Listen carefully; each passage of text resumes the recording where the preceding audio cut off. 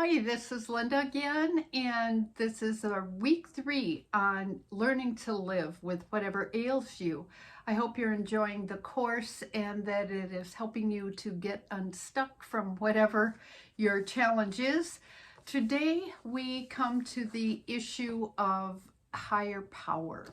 Now, we talked a little bit about that in lesson 2 when we're talking about purpose and where does purpose come from and what are you wanting to get unstuck from and why do you even want to get unstuck? Because if we don't have the why to get unstuck, we're not going to be motivated enough. If our why is not big enough, the answer isn't going to come and the success isn't going to be there.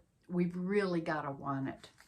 So for me, wanting to be all that my higher power, my creator, my God has created me to be is my focus. So that's what I want to talk about and go a little bit deeper from where we were last week when I challenged you to think about who your higher power was. And this week I want you to really look at where does that come from. We are all born with a family or care providers who are the first ones to influence us in whether or not there is a higher power, a God, religion, spirituality, whatever all that means. And I kind of want to explain that there is a big difference between religion and spirituality, I think anyway. Religion it can be spiritual by all means, but religion means something that is practiced over and over again. You can be religious about brushing your teeth, religious about the habits that we're trying to do, which is exactly actually what this course is about. We have to develop new neural pathways. We have to develop habits. Habits are like a religion. Boy, nobody's ever going to tell me I'm not going to brush my teeth in the morning. So religion is actually doing patterns of behavior that we believe are right to do. Spirituality, on the other hand, is more of a inner experience from our creator or from something that is bigger than yourself. And that's one of the questions that I have in this week's lesson is, where did you come from? Who created you? That's a question that most of us really struggle to answer, especially if you don't believe in God or a higher power. Where did you come from? And were you created for a purpose? And if you were, what is that purpose? But getting down to that, what did your family, what did your loved ones, what has society taught you that your higher power is? If your higher power is your mom or dad or your teacher or your mentor or Michael Jackson or even your pastor, those are really, you're kind of on shifting sand because none of those people will remain. They may die, they will disappoint, nobody's perfect. And the other thing about looking to a human being as your go-to all in all is that we are all human and we all have our own beliefs. We all have our own, what the Bible calls sin nature. We all have that tendency to be selfish, to want things that are going to benefit us. That's human nature. And so my desire to teach you something about religion may subconsciously, unconsciously, meet a need in me that I have for you to believe what I believe so that you will do what I do so that, it could be a reward in heaven. Some people believe that, if I convert you to Christianity, then God is going to bless me more or something. So people have ulterior motives based on their own belief system and what makes them feel good to try to persuade you to believe what they believe. Now, I'm not saying that's wrong for people to do that, but what I am saying is that if your hope or you're putting all of your hope in that one person or oats in that basket or relying on them to tell you what to do, when to do it, and how to do it, you are going to be disappointed because they will let you down at some point. They will, I don't want to say intentionally even mislead anybody, but I can't tell you what to do. Now, I may say, hey, you need to really focus on this. And here's what I want to preface anything I say or do with. Take it or leave it. If I tell you something, if I teach you something, if I share something on here and you don't agree with it, hey, we can agree to disagree. I will not be offended if you disagree with me.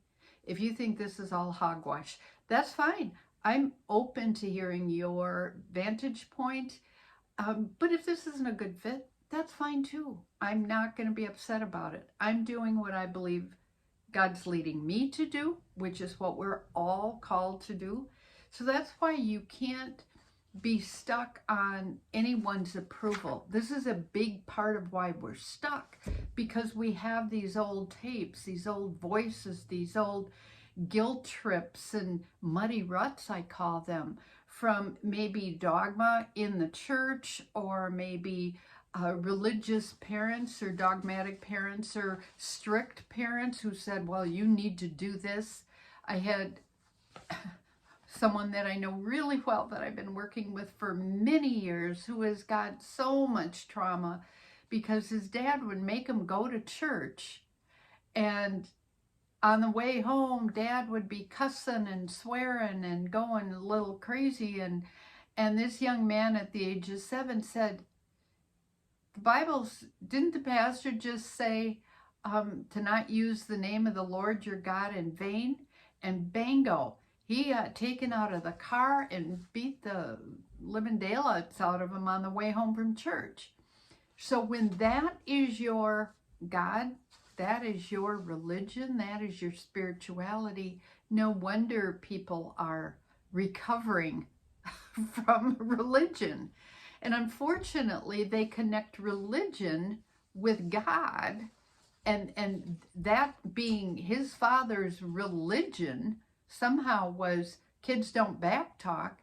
Forget everything that you just heard in church, that the Bible said that Jesus loves and love one another, as our pastor just preached this morning on the 10 Commandments, on love your neighbor as yourself. It's all about unselfishness. So we get all twisted up with religion and with people out there calling themselves Christians, or in the name of Muslim, or in the name of whatever religion it might be. There is lots of horrible things going on, lots of cruelty, lots of negativity. So what is yours? The important thing is, what do you believe and why do you believe it? That's what this lesson's about. That's what I want you to think about. And then once you figure out what is it that you believe, why do you believe it, then you need to apply it to what does that have to do with you being stuck in this situation, or about living life with whatever ails you.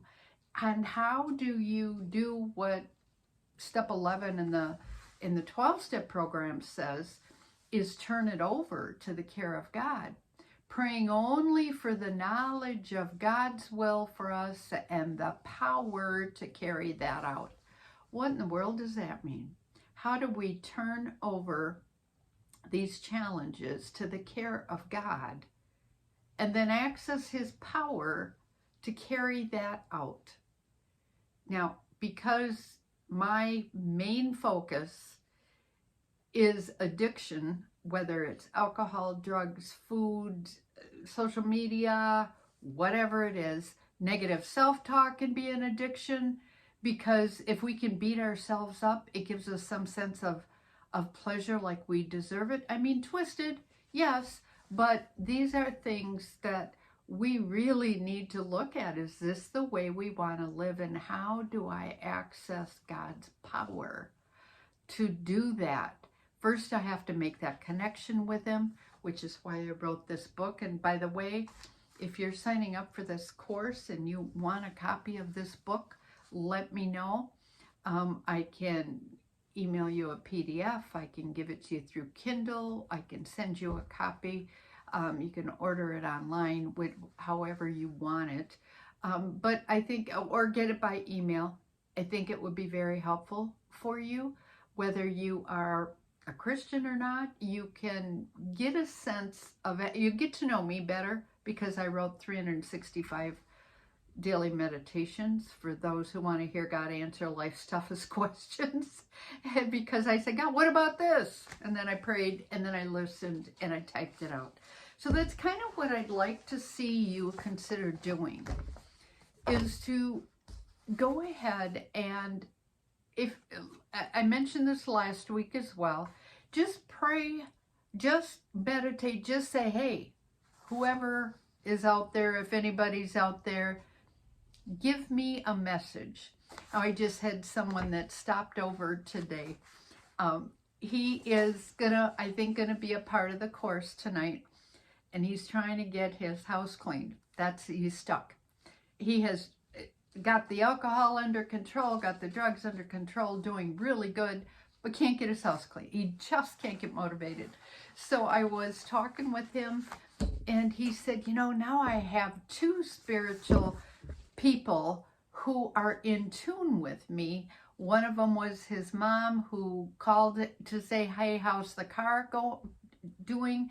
And he was dead on the road. The car wasn't working. So he was able to talk with her about that. And in the meantime, I text him and say, how's that kitchen going? Is it cleaned yet? And he's like, man, the Spirit is at work. So if you look, you will see how the Spirit of God, the higher power, your whatever you call the higher power for you, it works. It'll work through the people who are open to being used by, for me, being a faucet of hope. Jesus was called the living water who flows through us. And that's what I want to be to you. I want to be that open vessel that will bring you some kind of spiritual revelation that will go, oh, now I get it. And you'll make a connection. So that's what I hope you can gain from this week as you're working through your own personal challenges and really thinking through, what do you believe? Why do you believe it? Because they're your beliefs, and they're okay, whatever they are. God will lead you in the way you should go if you ask him. God bless you. Have a great week.